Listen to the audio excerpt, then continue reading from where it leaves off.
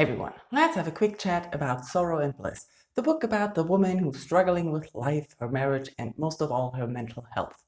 Going into this book, I didn't really know much about the story. I heard a lot about it and I was really intrigued, but then I forgot all about it.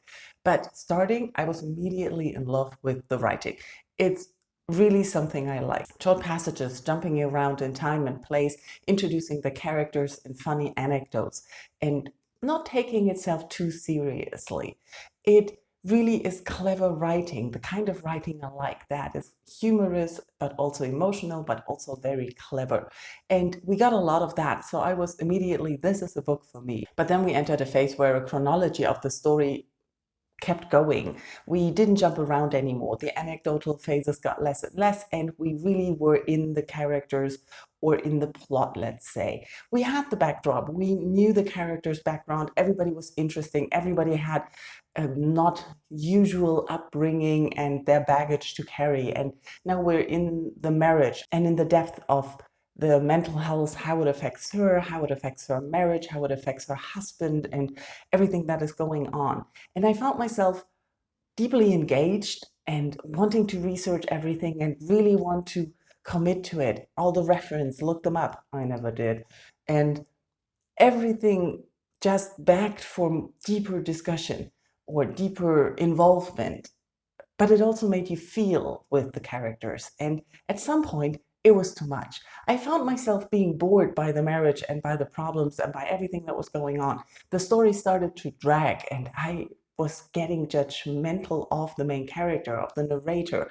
And I thought that was interesting because deep down, I thought it must be a woman who you need to sympathize with the struggles she had, the things life threw at her, and you really wanted to be on her side and to give her a hug. But most of all, she was annoying you. And then things turned a little bit when she finally got a diagnosis that really worked and made her better. And all of a sudden, you see other perspectives of her, the life, how the people around her perceived her a little bit, and see her perception of herself change a little bit. Still struggling to accept that she isn't who she thought she was before, but the way things shift made you pick up the book more again and made you invested in the story and the characters again.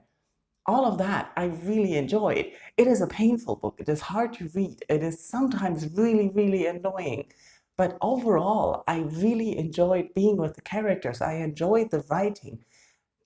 There is one thing though. When she finally found her diagnosis, it wasn't named, it was blanked out. And I kept wondering if it was to not add to the stigma that they pretended this disease had or this diagnosis. But on the other side, it made you guess, what does she have? But then at the end, it said it's all made up. And I was like, well, that is a lot of time wasted investigating why she did that.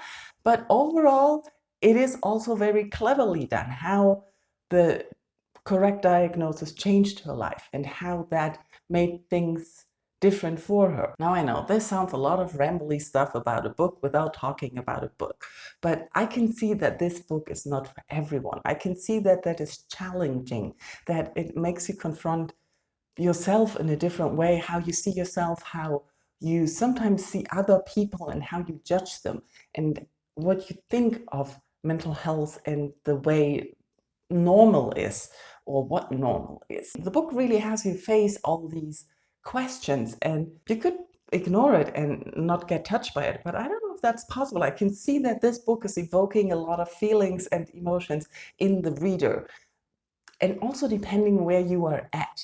I've had a hard week, and so I was all over the place emotionally and easily annoyed already. So reading a book about a character who always sees her as a victim and everybody around her has to comply and support her and demanding, and then seeing how everybody else reacts or acts around her or to her, it is, I'm pretty sure I would have taken the book and some of the things differently at a different time, at a different week where I wasn't all over the place. And I think that's also fascinating how this is a book that I can see two people enjoying, but for completely different reasons and taking completely different things out of it. As you can tell, I don't know how to recommend this book to anyone because I kind of want to push it on everyone, but I know that it will not be for everyone. That's a lame end to this video. Let me know in comments if you've read the book, what you thought about it. If you have more concise thoughts, I would love to talk eloquently about it, but I mostly connected to it on an emotional level, I noticed while reading. So, thank you all for watching. Bye-bye.